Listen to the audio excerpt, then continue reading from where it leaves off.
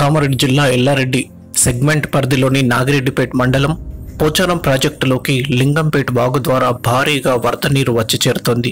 రిజర్వాయర్లోకి 12,862 క్యూసెక్ల inflow వస్తున్నట్లు అధికారులు తెలిపారు.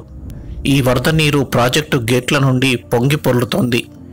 12,767 క్యూసెక్ల నీరు మంజీరా ద్వారా నిజాం సాగర్ ప్రాజెక్టులోకి విడుదలవుతోందని ప్రాజెక్టు డీజీ షేల్ర వెంకటేశ్వర్లు ప్రకటనలో తెలియజేశారు.